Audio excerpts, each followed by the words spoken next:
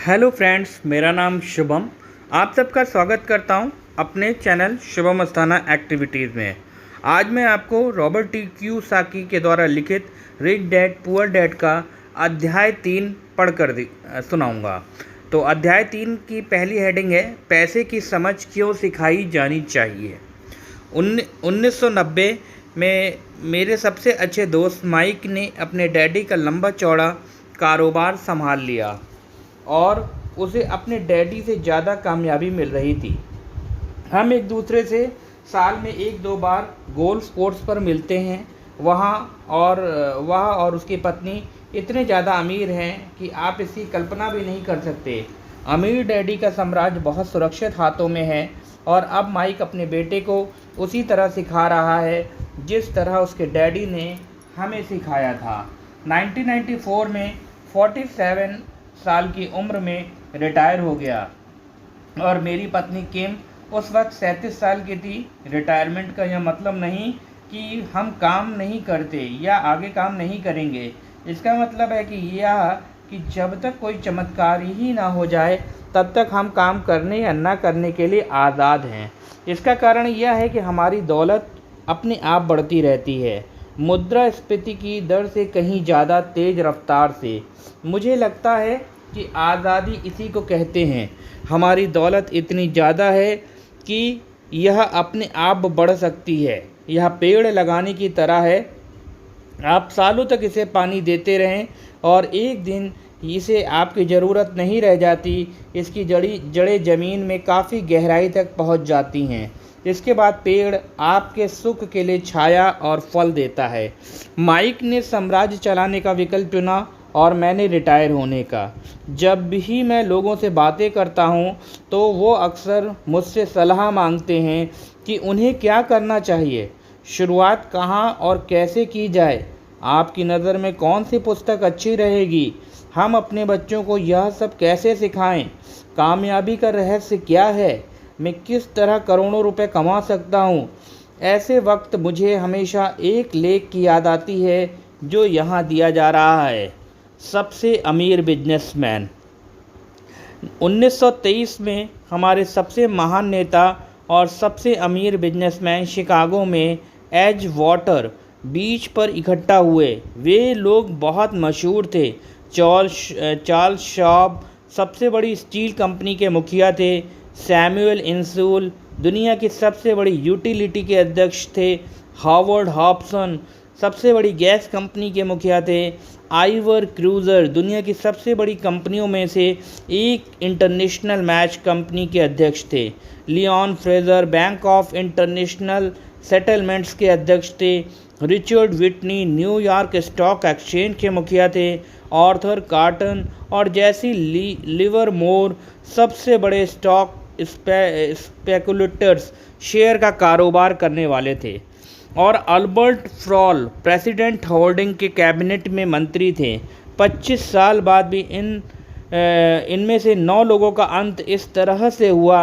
शॉ 5 साल तक कर्ज में डूबे रहने के बाद गरीबी में मरे। इंसूल की मौत विदेश में दिवालियापन की हालत में हुई। क्रूज़र और कॉप्टन भी गरीबी में मरे। हॉब्सन पागल हो गए।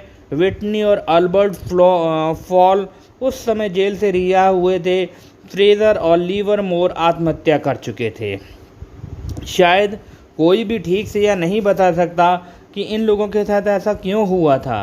यह 1923 की बात है। हम इतना अंदाज़ा तो लगा सकते हैं कि यह 1929 के मार्केट क्रैश और बड़ी आर्थिक मंदी के ठीक पहले का समय था। मंदी का इन लोगों पर निश्चित रूप से बहुत ज़्यादा असर हुआ होगा। देखने वाली बात यह है कि आज हम इन लोगों से ज़्यादा मुश्किल समय में जी रहे हैं। परिवर्तन ज़्यादा तेज़ी से हो रहे हैं, पूरी दुनिया में हो रहे हैं। मुझे लगता है कि आने वाले 25 सालों में बहुत से ऐसे उतार चढ़ाव आएंगे जो इन लोगों द्वारा झेले गए उतार चढ़ाव की तरह ही होंगे। मुझे यह चिंता है कि बहुत से लोग सिर्फ पैसे पर अपना ध्यान लगाए बैठे हैं और अपनी सबसे बड़ी दौलत पर ध्यान नहीं दे रहे, जिसका नाम है शिक्षा। अगर लोग लचीले होने, दिमाग खुला रखने और सीखने के लिए तैयार रहें तो इन परिवर्तन के बावजूद वे अमीर बन सकते हैं। अगर लोग यह सोचेंगे कि पैसा ही उनकी समस्याओं को सुलझा सकता है, तो ऐसे लोगों के लिए आगे आने वाला समय बहुत परेशानी भरा होगा। बुद्धि से समस्याएं सुलझती हैं और पैसा आता है। अगर आपके पास पैसे की समझ नहीं है, तो पैसा चाहे आ भी जाए पर ज़्यादा देर तक नहीं टिकता। ज़्यादातर लोग ज़िंदगी भर यही नहीं समझ पाते कि असल बात यह नहीं है कि आप कितना पैसा कमा पाते हैं, बल्कि यह है कि आप कितना पैसा रख पाते हैं। हमने लॉटरी जीतने वाले उन गरीब लोगों की कहानियाँ सुनी जो अचानक अमीर बन जाते हैं, पर कुछ समय बाद फिर वे गरीब हो जाते हैं। ये लोग लाखों करोड़ों जीतते हैं, फिर भी लौटकर वहीं आ जाते हैं जहाँ से उन्होंने शुरू किया था। आपने उन व्यावसायिक एथलीट की कहानी भी पढ़ी होगी जो 24 साल की उम्र में हर साल करोड़ों डॉलर कमाते हैं और 34 साल की उम्र में उन्हें पुल के नीचे सोना पड़ता है। आज ही अखबारों में एक युवा बास्केटबॉल खिलाड़ी की खबर छपी जो 1 साल पहले करोड़ों का मालिक था। आज वह शिकायत करता फिर रहा है कि उसके दोस्त, वकील और अकाउंटेंट ने उसके पैसे हड़प लिए। इसी वजह से आज उसे बहुत कम मजदूरी पर कार धोने का काम करना पड़ रहा है। वह सिर्फ 29 साल का है। उसे कार धोने के काम से भी निकाल दिया गया। इसकी वजह यह थी कि उसने कार साफ करते समय अपनी चैंपियनशिप रिंग उतारने से मना कर दिया और इसलिए उसकी खबर अखबार में छप गई। वह अपने निकाले जाने का विरोध कर रहा है और कहता है कि यह भेदभाव है। अंगूठी ही तो उसकी महान जिंदगी की इकलौती निशानी है। उसका कहना है कि अगर आप उसकी अंगूठी उतरवा देंगे तो उसके पास जिंदा रहने का कोई सहारा नहीं बचेगा और वह मर जाएगा। 1997 में मैं ऐसे बहुत से लोगों को जानता हूँ जो नए नए करोड़पति बन रहे हैं। फिर एक बार यह 1920 के उछाल वाले दशक की याद दिला देता है। हालांकि मैं खुश हूँ अपने इतने ज़्यादा लोग अमीर बनते जा रहे हैं, परंतु मैं उन्हें चेतावनी देना चाहता हूँ कि लंबे समय में यह महत्वपूर्ण नहीं कि आपने कितना पैसा कमाया, बल्कि महत्वपूर्ण यह है कि आपने कितना पैसा रखा और अपनी कितनी पीढ़ियों तक उस पैसे को सहेजा। तो जब लोग मुझसे पूछते हैं कि हम किस तरह शुरू करें या मुझे बताइए कि जल्दी से अमीर कैसे बना जा सकता है, तो वे मेरे जवाब से बहुत निराश होते हैं। मैं उनसे सिर्फ यही कहता हूँ जो मेरे अमीर डैडी ने मुझसे बचपन में कहा, अगर तुम अमीर बनना चाहते हो तो तुम्हारे पास पैसे की समझ होनी चाहिए। जब भी मैं अमीर डैडी से मिलता था, यह विचार मेरे दिमाग में हर बार ठोका जाता था। जैसा मैंने कहा, मेरे पढ़े लिखे डैडी हमेशा किताबें पढ़ने के फ़ायदे बताते रहे। दूसरी तरफ मेरे अमीर डैडी वित्तीय साक्षरता या पैसे की समझ विकसित करने पर जोर देते। अगर आप एम्पायर बिल्डिंग बनाने जा रहे हैं तो सबसे पहले आपको एक गहरा गड्ढा खोदना पड़ेगा और एक मजबूत नींव डालनी होगी। अगर आप किसी उपनगर में एक घर बनाने जा रहे हैं तो आपको सिर्फ 6 इंच का कंक्रीट का स्लैब डालना होगा। ज़्यादातर लोग अमीर बनने के चक्कर में 6 इंच के स्लैब पर एम्पायर स्टेट बिल्डिंग खड़ी करना चाहते हैं। हमारा स्कूल सिस्टम उस ज़माने का है जब खेती किसानी ही अर्थव्यवस्था का आधार थी। आज भी यह बिना नींव के घरों में भरोसा करता है। धूल का फर्श आज भी लोकप्रिय है, इसलिए स्कूल से निकलने वाले बच्चे की कोई आर्थिक नींव नहीं होती। एक दिन जब उसे नींद नहीं आती और वे कर्ज में डूब जाते हैं, तो वे अमेरिकी सपने को देखते हैं और यह फैसला करते हैं कि पैसे की जो समस्या उनके सामने खड़ी, उसे अमीर होकर सुलझाया जा सकता। इमारत बनाना शुरू हो जाती है। यह तेज़ी से ऊपर बढ़ती है और जल्द ही एम्पायर स्टेट बिल्डिंग के बजाय हमारे पास सब बिरिया या लीनिंग टावर होता है। हमारी रातों की नींद एक बार फिर उड़ जाती है। माइक और मेरे लिए दोनों ही विकल्प संभव थे, क्योंकि हमारी आर्थिक नींव मजबूत थी और पैसे की समझ ही हमें बचपन से ही सिखाई गई थी। देखा जाए तो अकाउंटिंग शायद दुनिया का सबसे बोरिंग विषय है। यह बहुत उलझन भरा विषय है, परंतु अगर लंबे समय तक अमीर बने रहना चाहते हैं तो यह सबसे महत्वपूर्ण विषय भी है। सवाल यह है कि आप इस बोरिंग और उलझन भरे विषय को अपने बच्चे को किस तरह सिखा सकते हैं? इस सवाल का जवाब है, इसे आसान बनाकर पहले ही इसे तस्वीरों के ज़रिए सिखाएं। अमीर डैडी ने माइक और मेरे लिए एक मजबूत आर्थिक नींव डाली थी। चूँकि हम लोग छोटे बच्चे थे, इसलिए उन्होंने हमें सिखाने का एक आसान तरीका ईजाद किया। सालों तक वे केवल चित्र बनाते रहे और उनके साथ शब्दों का इस्तेमाल करके हमें समझाते रहे। जब माइक और मैंने उन आसान डायग्राम्स की मदद से आर्थिक शब्दावली और पैसे के खेल को समझ लिया, तो इसके कई सालों बाद अमीर डैडी ने अंकों को जोड़ना शुरू किया। आज माइक को जितने अकाउंटिंग विश्लेषण की ज़रूरत है, वह उससे भी कहीं सूक्ष्म और जटिल विश्लेषण कर सकता है। उनके पास 10 अरब डॉलर का साम्राज्य है। मैं इतना ज़्यादा जटिल विश्लेषण नहीं करता क्योंकि मेरा साम्राज्य छोटा था, परंतु हम दोनों की ही नींव आसान नींव थी। आगे आने वाले पृष्ठों में मैं आपके सामने वही आसान से चित्र खींचूंगा जो माइक के डैडी ने हमारे लिए खींचे थे।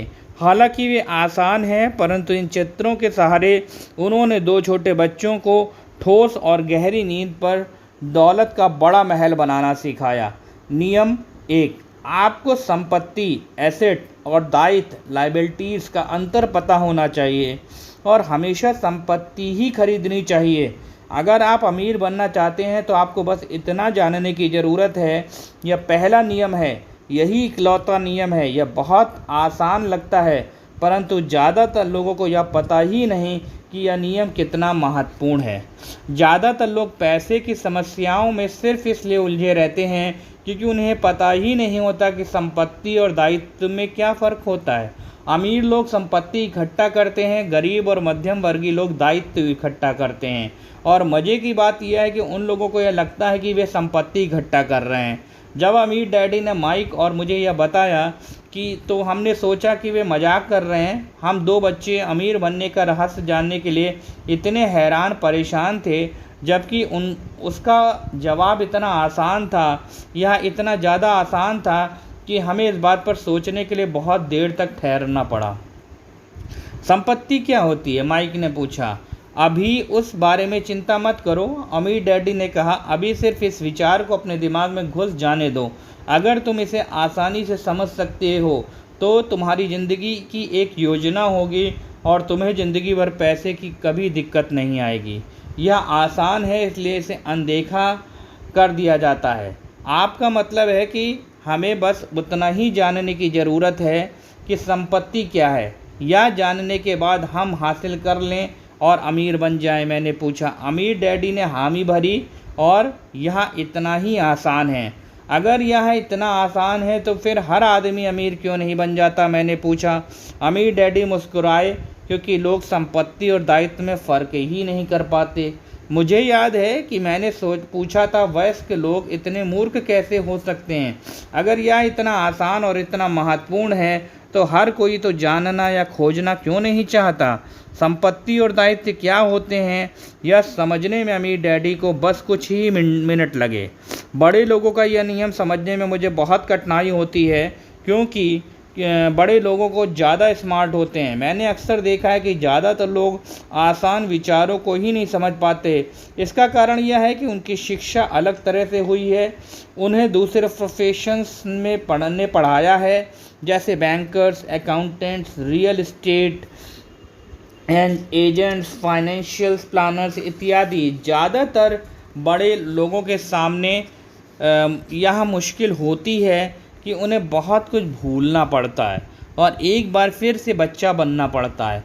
एक समझदार वयस्क को अक्सर ऐसा लगता है कि आसान परिभाषाओं पर ध्यान देना मूर्खता है। अमीर डैडी सिद्धांत में यकीन करते हैं, keep it is simple stupid, मूर्ख इसे आसान ही रहने दो। इसलिए वे हमें 2 छोटे बच्चों को सबक को आसान बनाते हैं और इस तरह उन्होंने हमारे पैसे की नींव को ज़्यादा मजबूत बना दिया। तो दिक्कत या उलझन किस बात से आती है? यह इतनी आसान चीज़ किस तरह कठिन बन जाती है? कोई ऐसी संपत्ति क्यों खरीदता है जो असल में दायित्व होती है? इसका जवाब हमें अपनी बुनियादी शिक्षा में मिलता है। हम साक्षरता शब्द पर ध्यान देते हैं और पैसे की साक्षरता को अनदेखा कर देते हैं। कोई वस्तु संपत्ति है या दायित्व, यह कैसे पता चलेगा? अगर आप सचमुच झंझट में फंसना चाहें तो इन शब्दों को डिक्शनरी में देख लें। मैं जानता हूँ कि वहाँ दी हुई परिभाषाएं किसी अकाउंटेंट को अच्छी लगती होंगी, परंतु दिक्कत यह है कि आम आदमी उसे पूरी तरह नहीं समझ पाता। फिर भी हम वयस्क लोग यह मानने में अपनी ही तौहीन समझते हैं कि कोई चीज़ हमें समझ में नहीं आ रही है। छोटे बच्चे को समझाते समय अमीर डैडी ने एक बार कहा था, संपत्ति को शब्दों के नहीं अंकों द्वारा पढ़ा जाता है। अगर आप अंकों को नहीं पढ़ सकते तो आपकी संपत्ति और ज़मीन में खुदे गड्ढे में कोई फ़र्क महसूस नहीं होगा। अकाउंटिंग में एक अंक महत्वपूर्ण नहीं है, महत्वपूर्ण तो वह बात है जो अंक आपको बता रहे हैं। यह शब्दों की ही तरह है, शब्द महत्वपूर्ण नहीं होते, महत्वपूर्ण वह बात होती है जो शब्दों के जरिए बताई जाती है। कई लोग पढ़ते हैं परंतु ज़्यादा समझ नहीं पाते। या रीडिंग कॉन्फिडेंशन या पढ़े हुए समझने की काबिलियत होती है, और इस क्षेत्र में हम सबकी अलग अलग काबिलियत होती है। उदाहरण के लिए मैंने हाल ही में एक नया वीसीआर खरीदा। इसके द्वारा निर्देश पुस्तिका में जिसे समझाया गया था कि आपने वीसीआर को किस तरह प्रोग्राम किया जाता है। मैं शुक्रवार की शाम को आने वाले फेवरेट टीवी शो का रिकॉर्ड करना चाहता था, पर उस निर्देश पुस्तिका को पढ़ते पढ़ते मैं पागल हो गया। मुझे दुनिया में कोई भी काम इतना मुश्किल नहीं लग रहा था जितना कि अपने वीसीआर को प्रोग्राम करना। शब्दों को पढ़ सकता था परंतु इसके बावजूद मुझे समझ कुछ नहीं आ रहा था। मुझे शब्दों को पहचानने में मिल रहा था परंतु उन्हें समझने में मुझे एफ मिल रहा था। और यही ज़्यादातर लोगों के साथ पैसे के मामले में होता है। अगर आप अमीर बनना चाहते हैं तो आपको अंकों को पढ़ना और उन्हें समझना आना चाहिए। मैंने अपने अमीर डैडी से यह बात हज़ारों बार सुनी, और मैंने यह भी सुना अमीर लोग संपत्ति इकट्ठा करते हैं जबकि गरीब और मध्यम वर्गीय लोग दायित्व इकट्ठा करते हैं। यह बताया जा रहा है कि संपत्ति और दायित्व में क्या फ़र्क होता है। ज़्यादातर अकाउंटेंट और फाइनेंशियल प्रोफेशनल्स परिभाषाओं पर आपस में सहमत नहीं होते, परंतु यह आसान चित्र या रेखा चित्र से छोटे बच्चों के लिए मजबूत वित्तीय नींव डालने में बड़े काम आएंगे। बहुत छोटे बच्चे को सिखाने के हिसाब से अमीर डैडी ने हर चीज़ को बहुत आसान बनाए रखा। जहाँ तक बन पड़ा उन्होंने चित्र या रेखा चित्र का प्रयोग ज़्यादा किया, शब्दों का उपयोग कम से कम किया और अंकों को तो कई वर्षों तक इस्तेमाल ही नहीं किया।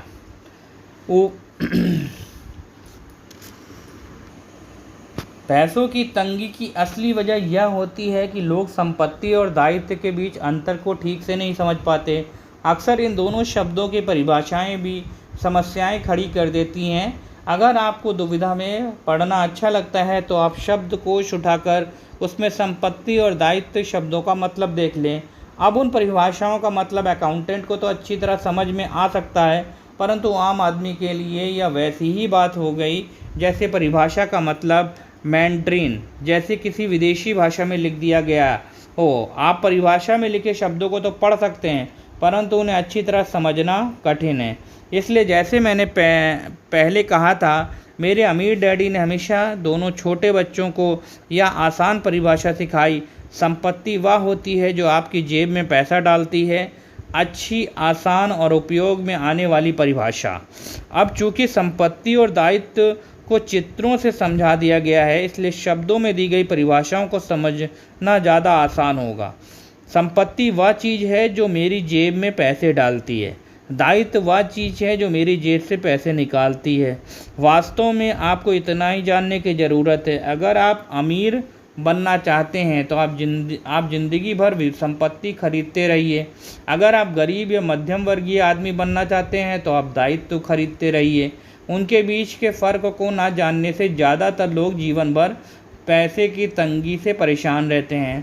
पैसों के लिए आदमी इसलिए परेशान होता रहता है क्योंकि वह ना तो शब्दों को समझ पाता है और ना ही अंकों को। जिन लोगों के सामने पैसे की मुश्किलें आ रही हैं, उन्हें यह समझ लेना चाहिए कि शब्द या अंकों में ऐसा कुछ है जिसे वे पढ़ नहीं पा रहे।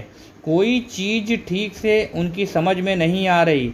अमीर लोग इसलिए अमीर होते हैं क्योंकि इस मामले में वे पैसे की तंगी से परेशान लोगों से ज़्यादा समझदार होते हैं।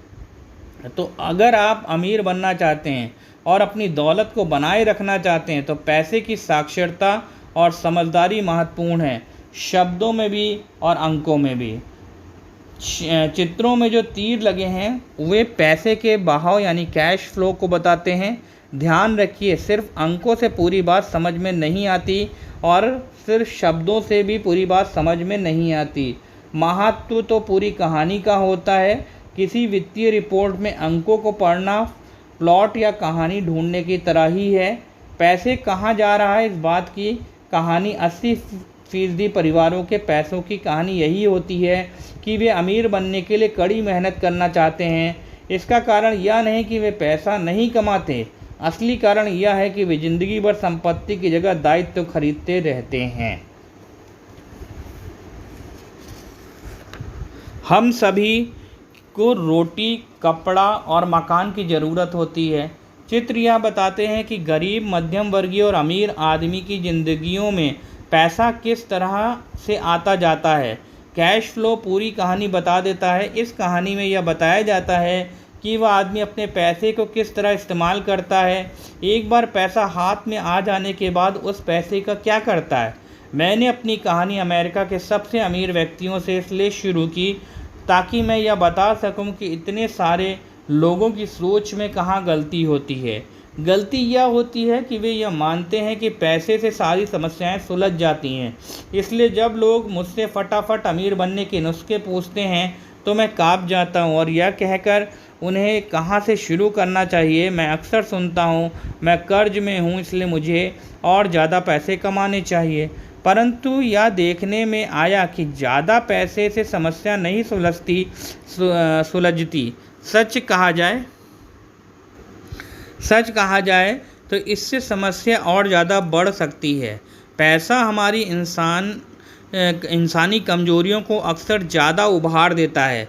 पैसा अक्सर हमारे ऐसे पहलुओं पर रोशनी डालता है जिसके बारे में हम अनजान रहते हैं। इसलिए अगर किसी आदमी को अचानक बहुत सी दौलत मिल जाए, जैसे पैतृक संपत्ति, तनख्वाह में भारी बढ़ोतरी या उसकी लॉटरी लग जाए, तो पैसा मिलने के कुछ समय बाद वो अपने पुराने हाल में पहुंच जाता है और कई बार तो उससे भी बुरे हाल में। पैसा आपके दिमाग में चल रहे कैश फ्लो पैटर्न को उजागर करता है। अगर यह पैटर्न ऐसा है कि आप अपनी पूरी कमाई खर्च करनी है और इस बात की बहुत संभावना है कि आपकी आमदनी बढ़ेगी, तो आपका खर्च अपने आप बढ़ जाएगा। इसलिए यह कहावत सही है, मूर्ख और उसके पैसे में शानदार दावतें होती हैं। मैंने यह कई बार कहा कि हम स्कूल इसलिए जाते हैं ताकि हम शैक्षिक और व्यावसायिक काबिलियत को हासिल कर सकें। निश्चित रूप से हम दोनों बहुत ही महत्वपूर्ण हैं। हमारी व्यावसायिक काबिलियत के कारण ही हम पैसा बनाना सीखते हैं। 1960 के दशक में जब हम हाई स्कूल में था, यह माना जाता था अगर कोई पढ़ने लिखने में अच्छा है तो वह होनहार विद्यार्थी आगे जाकर डॉक्टर बनेगा।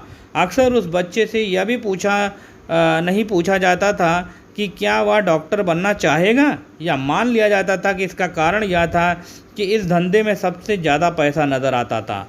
आज डॉक्टर के सामने पैसे के बहुत से संकट हैं जो भगवान न करे किसी और के सामने हो। बीमा कंपनियां इन व्यवसाय पर काबू की हैं, सरकार भी दखल दे रही है और अदालतों में मुआवजों के केस दायर हो रहे हैं इत्यादि। आज बच्चे बास्केटबॉल स्टार बनना चाहते हैं, टाइगर वुड्स की तरह गोल्फर बनना चाहते हैं, कंप्यूटर विशेषज्ञ बनना चाहते हैं, movie star, rock star, beauty queen या वॉल स्ट्रीट पर ट्रेडर बनना चाहते हैं। इसलिए वे क्योंकि अब दौलत, शोहरत और इज्जत इन्हीं जगहों पर है। इस कारण से स्कूल में बच्चों को अच्छा पढ़ने के लिए प्रेरित करना मुश्किल हो गया। वे जानते हैं कि व्यावसायिक सफलता का शैक्षिक सफलता से कोई सीधा संबंध नहीं है जैसा कभी हुआ करता था। चूँकि विद्यार्थियों में स्कूल छोड़ते समय पैसे की कोई समझ नहीं होती, इसलिए करोड़ों पढ़े लिखे लोग अपने कारोबार में तो सफल हो जाते हैं, परंतु बाद में वे पैसे की तंगी से जूझते रहते हैं और वे ज़्यादा मेहनत करते हैं परंतु अपनी समस्याओं से जीत नहीं पाते।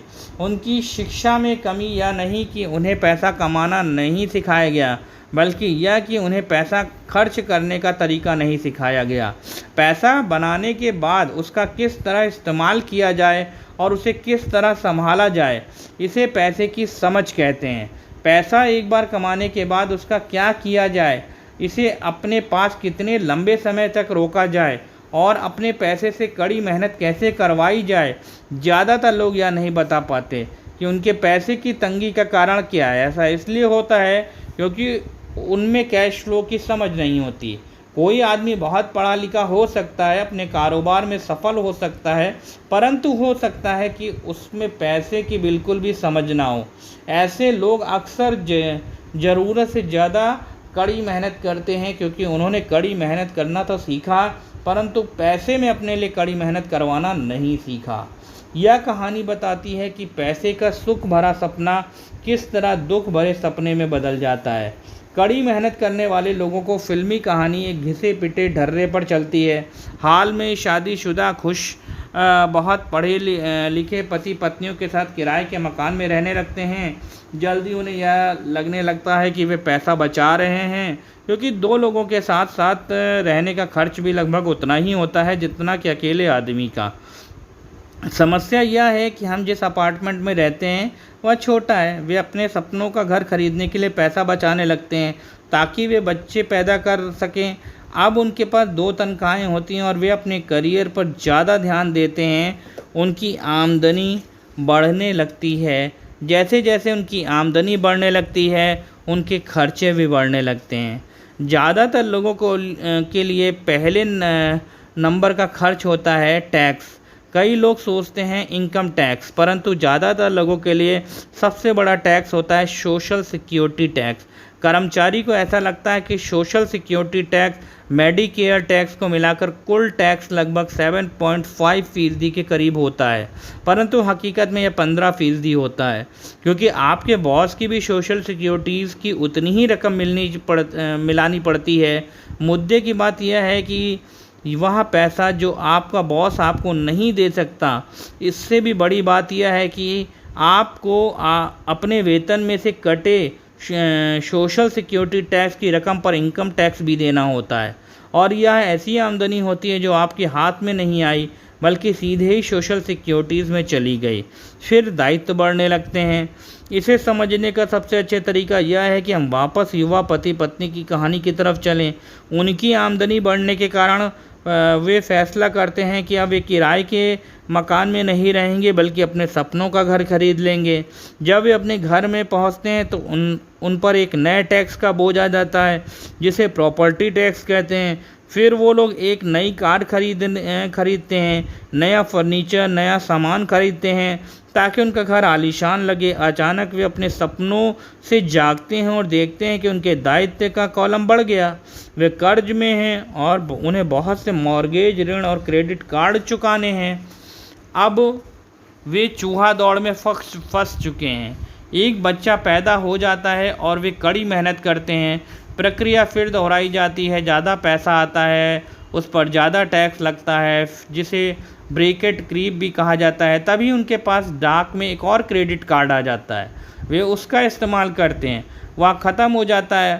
तभी एक लोन कंपनी का आदमी आकर उन्हें बताता है कि उनकी सबसे बड़ी संपत्ति, उनके घर की कीमत बढ़ गई। कंपनी उन्हें एक और बिल कंसोलिडेशन लोन देने का ऑफ़र देती है, क्योंकि उनकी क्रेडिट बहुत अच्छी है।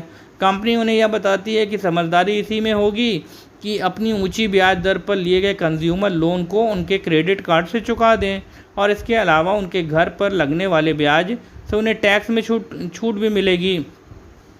वे ऐसे ही करते हैं और ज़्यादा ब्याज वाले क्रेडिट कार्ड का भुगतान कर देते हैं। इसके बाद वे राहत की सांस लेते हैं। उन्होंने क्रेडिट कार्ड का हिसाब साफ कर दिया। अब उन्होंने अपने उपभोक्ता ऋण को होम मॉर्गेज में बदल दिया। उनका भुगतान भी कम हो जाता है, क्योंकि उन्हें अपने कर्ज का 30 साल की किश्तों में चुकाना है। समस्या से निपटने का यही स्मार्ट तरीका है। आपके पड़ोसी आते हैं, उन्हें शॉपिंग पर चलने का न्योता देते हैं। मेमोरियल डे की सेल लगी हुई है, यही तो मौका है कुछ पैसे बचाने का। वे अपने आप से कहते हैं, मैं कुछ नहीं खरीदूंगा, मैं तो सिर्फ देखने जा रहा हूँ। परंतु अगर कोई चीज़ जम जाए तो उसे खरीदने की उम्मीद में वे अपने क्रेडिट कार्ड को ले जाना नहीं भूलते। मैं ऐसे युवा दंपत्ति से हर समय टकराता हूँ। उनके नाम बदलते रहते हैं, परंतु उनकी पैसे की तंगी एक सी ही रहती है।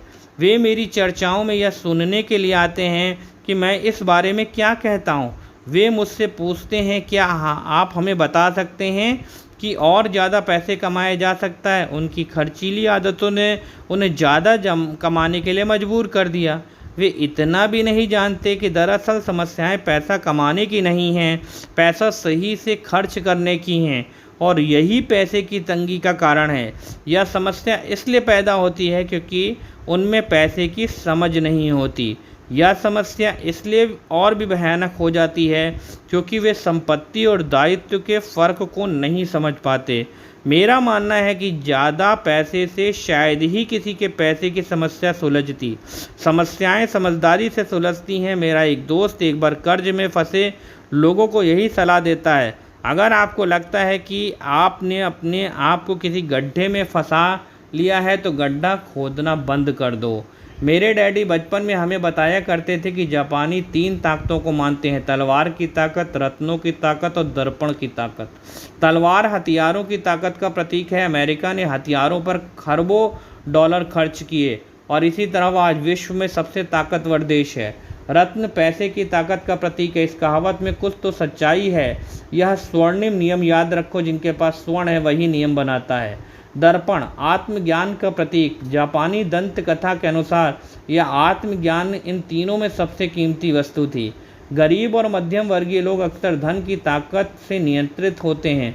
वे सुबह सुबह उठकर कड़ी मेहनत करने यानी नौकरी करने चले जाते हैं और खुद से यह तक नहीं पूछते कि क्या ऐसा करना समझदारी है।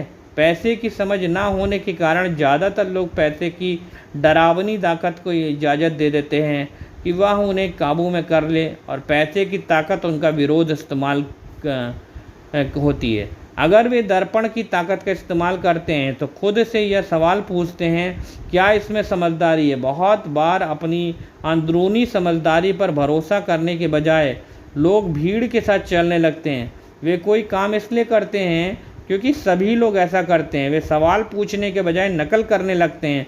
अक्सर वे नासमझी के कारण वही दोहराते हैं और उन्हें वही पूंजी सिखाया गया है। इस तरह के विचार कि आपका घर आपकी सबसे बड़ी पूंजी है, आपका घर आपका सबसे बड़ा निवेश है। अगर आप ज़्यादा कर्ज लेते हैं तो आपको टैक्स में ज़्यादा छूट मिलेगी। सुरक्षित नौकरी खोजो, गलतियां मत करो, खतरे मत उठाओ। ऐसा कहा जाता है कि ज़्यादातर लोगों के लिए मौत में भी डरावनी चीज़ होती है भीड़ के सामने बोलने का डर। मनोवैज्ञानिक कहते हैं कि ज़्यादातर लोग सार्वजनिक मंच पर बोलने से इसलिए डरते हैं क्योंकि उन्हें डर होता है कि उनकी बुराई होगी, लोग बाग उनकी हंसी उड़ाएंगे, वे अकेले रह जाएंगे, सबसे कटे रह जाएंगे, बिरादरी से अलग कर दिए जाएंगे। सबसे अलग होने का डर या अकेले रह जाने का डर ही सबसे बड़ा कारण है जिस वजह से ज़्यादातर लोग अपनी समस्याएं हल करने के लिए नए तरीके नहीं खोजते। इसलिए मेरे पढ़े लिखे डैडी कहा करते थे कि जापानी लोग दर्पण की ताकत को ज़्यादा महत्व देते हैं क्योंकि जब इंसान दर्पण में खुद को देखता है तभी उसे सच्चाई का पता चलता है। और ज़्यादातर लोग खतरे मत उठाओ इसलिए कहते हैं क्योंकि वे खुद डरे हुए होते हैं। यह किसी भी चीज़ के बारे में कहा जा सकता है, जैसे खेल में, संबंधों में, करियर में, धन में। उसी डर, उसी समाज से कट जाने के कारण लोग लीक पर चलते हैं और समाज की स्वीकृत मान्यताओं या लोकप्रिय प्रवृत्तियों के खिलाफ नहीं जाते। आपका घर एक संपत्ति है। बिल कॉन्फिडेंशियल लोन लो और कर्ज के बाहर निकल आओ। कड़ी मेहनत करो। प्रमोशन का सवाल है, एक दिन में वाइस प्रेसिडेंट बन जाऊंगा। पैसे बचाओ, जब मेरी तनख्वाह बढ़ेगी तो मैं एक नया घर खरीद लूँगा। म्यूचुअल फंड सुरक्षित है। टिकलो मी एल्मो डॉल्स अभी स्टॉक में नहीं है, परंतु मेरे पास एक डॉल रखी है जो दूसरा ग्राहक अभी तक लेने नहीं आया। भीड़ के साथ चलने और पड़ोसियों के ऐशो आराम की नकल के कारण पैसे की बहुत सी समस्याएं पैदा होती हैं। कई बार हम सभी को दर्पण में देखने की ज़रूरत होती है और हमें अपने डर के बजाय अपनी अंदरूनी समझदारी को सोचना चाहिए। जब माइक और मैं 16 वर्ष के हुए तो हमें स्कूल में समस्याएं आने लगीं। हम बुरे बच्चे नहीं थे, हम केवल अपने आप को भीड़ से अलग कर रहे थे। स्कूल के बाद शनिवार रविवार को हम माइक के डैडी के लिए काम करते थे। माइक और मैं अक्सर घंटों उनके डैडी के साथ बैठे रहते थे।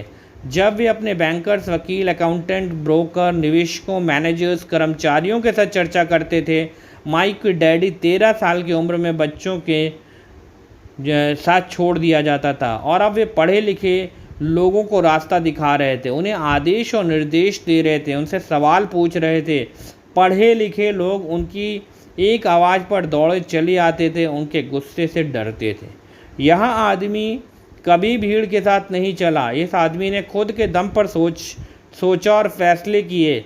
और इन शब्दों से चिढ़ होती है, हमें इस तरह से इसलिए करना पड़ता है क्योंकि सब लोग इसी तरह से करते हैं। वे नहीं हो सकता से भी बहुत चिढ़ते हैं। अगर आप उनमें से कोई काम करवाना चाहते हैं तो आपको बस कहना है, मुझे लगता है कि आप नहीं कर सकते। माइक और उनके साथ रहकर जितना सीखे उतना हमने स्कूल में किराने सालों में नहीं सीखा। कॉलेज में भी माइक के डैडी के पास स्कूल शिक्षा तो नहीं थी, परंतु उनके पास पैसे की शिक्षा थी और इसी कारण वे सफल भी थे। वे हमें बार बार बताया करते थे, एक समझदार आदमी अपने से ज़्यादा समझदार लोगों को नौकरी पर रख सकता है। इसलिए माइक और मुझे समझदार लोगों की बातें सुनने, उनसे सीखने का लाभ मिला। परंतु इसके कारण माइक और मैं दोनों ही उस सामाजिक मान्यता के साथ नहीं चल पाए जो हमारे शिक्षक हमें सिखाते, और इसी वजह से कई समस्याएं पैदा हो गईं। जब कोई टीचर कहता, अगर तुम्हें अच्छे नंबर नहीं मिलते तो तुम दुनिया में कुछ नहीं कर सकते, तो माइक और मैं अपनी भौएं चढ़ा लेता।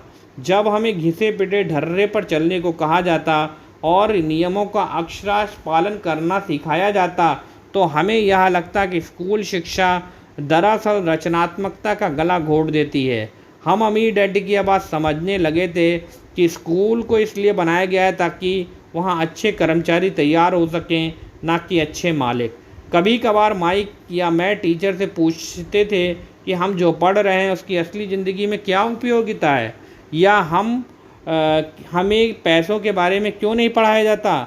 दूसरे सवाल का अक्सर हमें यह जवाब मिलता था, पैसा महत्वपूर्ण नहीं है, और अगर हम अच्छी पढ़ाई करेंगे तो पैसा अपने आप मिलने लगेगा। हम पैसे की ताकत के बारे में जितना ज़्यादा जानते थे, अपने शिक्षक और सहपाठियों से उतना ही दूर होते जाते थे। मेरे पढ़े लिखे डैडी ने कभी मुझ पर अच्छे नंबरों के लिए दबाव नहीं डाला। मुझे इस बात पर हैरत होती है कि उन्होंने ऐसा क्यों नहीं किया, परंतु हम लोग बुरे पैसे को लेकर अक्सर वाद विवाद होने लगे। अब 16 साल का हुआ था तो मेरी पैसे की बुनियादी मेरे मम्मी डैडी से अच्छी हो चुकी थी। मैं हिसाब किताब रख सकता था।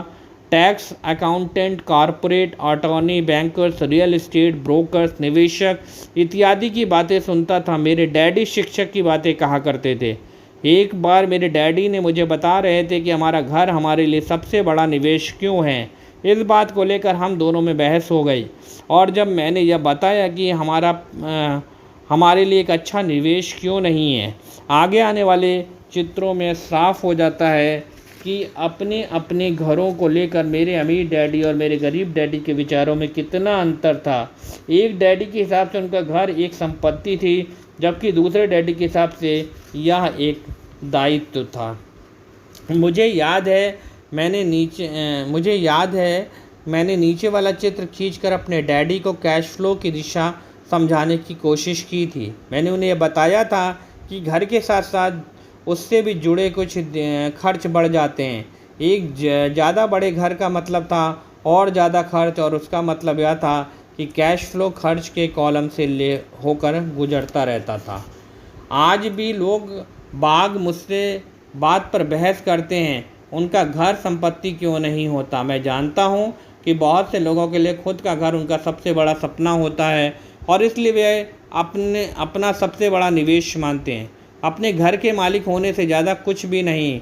मैं इस लोकप्रिय मान्यता को देखने का एक और नज़रिया सुझाना चाहता हूँ। अगर मैं और मेरी पत्नी एक ज़्यादा बड़ा आलीशान मकान खरीदने की बात सोचते, तो हम जानते हैं कि यह एक संपत्ति नहीं होगी, बल्कि एक दायित्व होगा, बल्कि इसमें हमारी जेब में पैसा निकल जाएगा।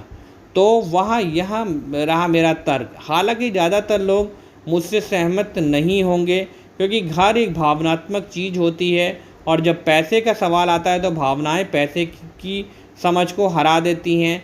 मुझे व्यक्तिगत अनुभवों से पता चला कि पैसा हर फैसले को भावनात्मक बना देता है।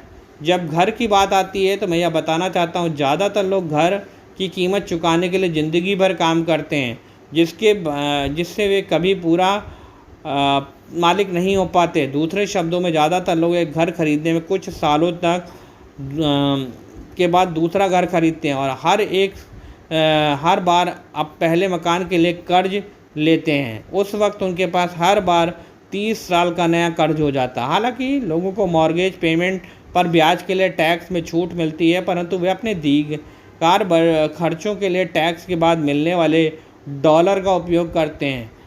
प्रॉपर्टी टैक्स मेरी पत्नी, मेरी मम्मी डैडी को धक्का लगा जब उसके घर पर प्रॉपर्टी टैक्स $1000 प्रति माह तक पहुंच गया, और उसका तब यह हुआ जब रिटायर हो चुके और इस बढ़ोतरी के कारण उनका रिटायरमेंट के बाद का बजट गड़बड़ा गया और मजबूरन बदलना पड़ा। घर की कीमत हमेशा बढ़ती, उन्हें मजबूरन मकान बदलना पड़ा। घर की कीमत हमेशा नहीं बढ़ती। मेरे कुछ दोस्त हैं जिन्होंने अपने घर के लिए कर्ज लिया। उन्हें $10 लाख से भी ज़्यादा का कर्ज चुकाना है, पर आज उस घर की कीमत $7 लाख से ज़्यादा नहीं। सबसे बड़े नुकसान अक्सर गंवाने की वजह से होते हैं। अगर आपको सारा पैसा मकान में फंसा रहता है तो आपको ज़्यादा कड़ी मेहनत करनी पड़ती है ताकि आपको खर्च चलता रहे, और इस दौरान आपके संपत्ति वाले कॉलम में कोई बढ़ोतरी नहीं होती। अगर एक युवा पति पत्नी शुरुआत में ही अपना पैसा संपत्ति वाले कॉलम में ना लगाएं तो उनके आगे के साल आराम से गुजरेंगे, खासकर उस समय जब वे अपने बच्चों को कॉलेज में भेजेंगे। इस दौरान उनकी संपत्ति भी बढ़ जाएगी और उनके खर्चे भी आराम से चलते रहेंगे। अक्सर ऐसा होता है कि आपका घर आपके बढ़ते हुए खर्च के भुगतान के लिए होम इक्विटी लोन का साधन बन जाता है। संक्षेप में, अपना घर खरीदने का फैसला बहुत खर्चीला पड़ता है। इसके बजाय बेहतर यह होगा कि जल्द ही इन्वेस्टमेंट पोर्टफोलियो बना लिया जाए। किस आदमी पर इसका असर कम से कम 3 तरह से पड़ता है। समय की बर्बादी, क्योंकि इस दौरान दूसरी संपत्तियों का मूल्य बढ़ गया होता है। अतिरिक्त पूंजी की बर्बादी, जिसे दोबारा निवेश किया जा सकता था, जबकि घर खरीदने के बाद आपको घर से सीधे जुड़े बहुत से खर्च उठाने पड़ते हैं। शिक्षा की बर्बादी, अक्सर ऐसा होता है कि लोग मानने कि उनके संपत्ति वाले कॉलम में उनका घर, बचत और रिटायरमेंट प्लान आते हैं। चूँकि उनके पास निवेश करने के लिए पैसा नहीं होता है, इसलिए बिल्कुल वे निवेश नहीं करते। इस कारण उन्हें निवेश का अनुभव कभी नहीं मिल पाता। ज़्यादातर लोग कभी एक समझदार निवेशक नहीं बन पाते, और सबसे बढ़िया निवेश सामान्य तौर पर सबसे पहले समझदार निवेशकों को बेचे जाते हैं, जो बाद में उन्हें सुरक्षित खेलने वाले लोगों को बेचते हैं। मेरे पढ़े लिखे डैडी का फाइनेंशियल स्टेटमेंट चूहा दौड़ में फंसे व्यक्ति का सबसे अच्छा उदाहरण है। उनके खर्च हमेशा उनकी आमदनी से ज़्यादा होते थे, इसलिए उन्हें संपत्ति में निवेश करने का मौका ही नहीं मिलता था। इसका नतीजा यह होता था कि उनके दायित्व, जैसे मॉर्गेज और क्रेडिट कार्ड के कर्ज, उनके संपत्ति से कहीं ज़्यादा होते थे। अगला चित्र 1000 शब्दों की तरह एक कहानी बताता है। मेरे अमीर डैडी के फाइनेंशियल स्टेटमेंट से यह भी पता चलता है कि अमीर लोग और ज़्यादा अमीर क्यों बनते हैं।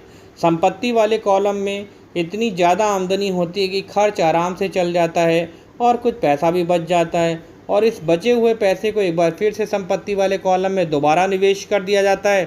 संपत्ति वाला कॉलम बढ़ता रहता है और इससे होने वाली आमदनी भी बढ़ती रहती है। नतीजा यह होता है कि अमीर लोग और ज़्यादा अमीर होते जाते हैं। मध्यम वर्ग के लोग हमेशा पैसे की तंगी से जूझते रहते हैं। उनकी मूल आमदनी तनख्वाह से होती है, और जैसे जैसे उनकी तनख्वाह बढ़ती है उनके टैक्स भी बढ़ते जाते हैं। इसके साथ ही आमदनी बढ़ने पर उनके खर्च भी बढ़ जाते हैं, इसलिए इसे चूहा दौड़ कहा गया है। यह लोग मानते हैं कि उनके घर उनकी मूल संपत्ति है, और इसलिए वे आमदनी दिलाने वाली संपत्ति में निवेश नहीं करते। आज की कर्जदार सोसाइटी 2 बातें मानती हैं। पहली यह कि वह खुद का घर एक निवेश होता है, और दूसरी यह कि एक तनख्वाह बढ़ाने का खर्च भी बढ़ना चाहिए और एक ज़्यादा बड़ा घर खरीद लेना चाहिए। बढ़ते हुए खर्च के कारण परिवार ज़्यादा कर्ज में फंस जाते हैं और उन्हें पैसे की और ज़्यादा तंगी का सामना करना पड़ता। हालांकि वे अपनी नौकरियों में लगातार तरक्की कर रहे हैं, उनकी तनख्वाह लगातार बढ़ती जा रही है और हाई रिस्क लिविंग का बहुत जोखिम भरा जीवन शैली कहा जाता है। इसका कारण यह है कि ऐसे लोगों में पैसे की समझ नहीं होती। 1990 के दशक में नौकरियों में भारी कटौती से यह बात पता चली कि मध्यम वर्ग के पैसे के मामले में कितने असुरक्षित हैं। अचानक कंपनी पेंशन प्लान की जगह 401K का प्लान आ गया। सोशल सिक्योरिटीज़ निश्चित रूप से संकट में हैं और इस रिटायरमेंट का सहारा नहीं बनाया जा सकता। मध्यम वर्ग में घबराहट का माहौल पैदा हो गया। आज एक अच्छी बात यह है कि ज़्यादातर लोग यह बात समझते हैं कि इसलिए उन्होंने म्यूचुअल फंड खरीदना शुरू किया। निवेश में बढ़ोतरी के कारण ही हमने स्टॉक मार्केट में इतनी तेज़ी देखी। आज मध्यम वर्ग की बढ़ती मांग को पूरा करने के लिए नए नए म्यूचुअल फंड्स बनते जा रहे हैं। म्यूचुअल फंड्स इसलिए लोकप्रिय हैं क्योंकि वे सुरक्षा के प्रतीक हैं। औसत म्यूचुअल फंड खरीदने वाले आदमी नौकरी में टैक्स और मॉर्गेज चुकाने में, अपने बच्चों की कॉलेज की फ़ीस के लिए पैसा बचाने में और अपने क्रेडिट कार्ड का हिसाब साफ करने में बहुत ज़्यादा व्यस्त हैं। उनके पास इतना समय नहीं कि वे निवेश करने की कला सीख सकें, इसलिए वे म्यूचुअल फंड के मैनेजर की काबिलियत पर भरोसा करते हैं। साथ ही चूँकि म्यूचुअल फंड कई तरह से निवेश करता है, इसलिए उन्हें ऐसा लगता है कि उनका पैसा ज़्यादा सुरक्षित है, क्योंकि यह कई टुकड़ों में बँट गया है या डाइवर्सिफाइड हो गया है। पढ़े लिखे मध्यम वर्ग का यह समूह म्यूचुअल फंड ब्रोकर्स और फाइनेंशियल प्लानर्स के डाइवर्सिफाइड सिद्धांत को सही मानता है। सुरक्षित रहो, जोखिम में से बचो। असली त्रासदी यह है कि पैसे की समझ न होने के कारण औसत मध्यम वर्गीय लोग खतरों का सामना करते हैं। उनके सुरक्षित खेलने का असल कारण यह होता है कि उनके पास पैसे की तंगी होती है। उनकी बैलेंस शीट में बैलेंस नहीं होता। उनकी संपत्ति वाला कॉलम तो खाली रहता है जहां से आमदनी आती है, जबकि उनके दायित्व वाला कॉलम पूरा भरा रहता है। सामान्य तौर पर उनकी आमदनी का इकलौता साधन उनका वेतन होता है। उनका जीवन यापन पूरी तरह उसके बॉस पर निर्भर होता है, और जब सचमुच ज़िंदगी में एक बार आने वाला मौका आता है तो ये लोग उस मौके का फ़ायदा नहीं उठा पाते। चूँकि वे इतनी कड़ी मेहनत कर रहे होते हैं, इसलिए वे सुरक्षित खेल खेलते हैं, सबसे ज़्यादा टैक्स चुकाते हैं और कर्ज के बोझ में दबे रहते हैं। जैसा मैंने इस खंड में शुरू में कहा था, सबसे महत्वपूर्ण नियम यह है कि संपत्ति और दायित्व के बीच में अंतर को पहचाना जाए। एक बार जब इनमें फ़र्क समझ लें, उसके बाद आप आमदनी देने वाली संपत्ति खरीदने की लगातार कोशिश करते रहें। यह अमीर बनने की राह पर चलने की सबसे बढ़िया तरीका है। इसे करते रहें और आपकी संपत्ति वाला कॉलम बढ़ता रहेगा। अपने दायित्व और खर्च को कम करने की कोशिश भी करते रहें। इससे पैसा आपके संपत्ति वाले कॉलम में आता रहेगा। जल्दी आपकी संपत्ति वाला कॉलम इतना ज़्यादा मजबूत हो जाएगा कि आप और ज़्यादा जोखिम वाले निवेश कर सकेंगे। ऐसे निवेश जिसमें 100% से अनंत का फ़ायदा हो सकता है। ऐसे निवेश जिसमें $5000 की रकम जल्दी ही $10 लाख या इससे ज़्यादा हो जाती है। ऐसे निवेश जिसमें मध्यम वर्ग बहुत जोखिम भरा मानता है। निवेश जोखिम भरा नहीं है, यह उस व्यक्ति की पैसे की नासमझी है, वित्तीय निरक्षरता है जो उसे बहुत जोखिम भरा बना देती है। अगर आपको वही करते हैं जो सभी लोग करते हैं तो आपको ये चित्र मिलेगा। एक कर्मचारी होने के नाते जो घर का मालिक भी है, आपकी नौकरी का पैटर्न सामान्यतः यही होता है। आप किसी के लिए काम करते हैं, तनख्वाह पर काम करने वाले ज़्यादातर लोग मालिक को या शेयर होल्डर्स को ज़्यादा अमीर बना रहे हैं। आपकी कोशिश, मेहनत और सफलता दरअसल आपका मालिक सफल होता है और उसके रिटायरमेंट में मदद मिलती है। आप सरकार के लिए काम करते हैं, आप इसे देख पाएँ इसके पहले ही सरकार आपकी तनख्वाह में से और अपना हिस्सा ले लेती है। ज़्यादा कड़ी मेहनत करके आप सरकार को देने वाले टैक्स में बढ़ोतरी करते हैं। ज़्यादातर लोग जनवरी से मई तक सिर्फ सरकार के लिए काम करते हैं। आप बैंक के लिए काम करते हैं। टैक्स चुकाने के बाद आपका सबसे बड़ा खर्च आमतौर पर अपना मॉर्गेज और क्रेडिट कार्ड का कर्ज चुकाना होता है। अगर आप सिर्फ ज़्यादा कड़ी मेहनत से काम करते जाएं, तो समस्या यह है कि तीनों ही मामलों में आपकी ज़्यादा मेहनत से किसी और को ज़्यादा फ़ायदा मिलता है। आपको यह सीखना चाहिए कि आपकी ज़्यादा मेहनत से किस तरह आपको और आपके परिवार को सीधा फ़ायदा मिल सकता है। अगर आपको यह फैसला कर भी लें कि आप अपने काम से काम रखेंगे, फिर भी आपको यह आपको यह नहीं पता होता है कि आपके लक्ष्यों को किस तरह से निर्धारित किया जाए। ज़्यादातर लोग अपने प्रोफेशन को बनाए रखना चाहते हैं और अपनी तनख्वाह के सहारे संपत्ति बनाना चाहते हैं। जब उनकी संपत्ति बढ़ती है तो वे किस तरह अपनी सफलता का आकलन करते हैं। कब कोई आम आदमी यह महसूस करता है कि वह अमीर है, कि उसके पास दौलत है। संपत्ति और दायित्व की मेरी अपनी परिभाषाओं की तरह दौलत के बारे में भी मेरी अपनी परिभाषा है। दरअसल मैंने बंक मिस्टर फूलर नामक व्यक्ति से सीखा। कुछ लोग नीम हकीम कहते हैं और कई लोग एक जीता जागता जीनियस कहते हैं। सालों पहले सभी वास्तुविद इतने हैरान हो गए थे क्योंकि 1961 में जियोडेसिक डोम के पेटेंट के लिए आवेदन किया था और उस आवेदन ने फूलर ने दौलत के बारे में कुछ कहा। पहले तो उसका ठीक ठाक मतलब समझ में नहीं आया, परंतु उसे कई बार पढ़ने के बाद उसका मतलब समझ में आने लगा। दौलत किसी आदमी की वह योग्यता है जिसके सहारे वह आगे आने वाले इतने दिनों तक जिंदा रह सकता है। यानी अगर मैं आज काम करना बंद कर दूं तो मैं कितने समय तक जिंदा रह सकता हूं। यह नेटवर्थ की तरह नहीं है जो आपकी संपत्ति और दायित्व के बीच का अंतर है।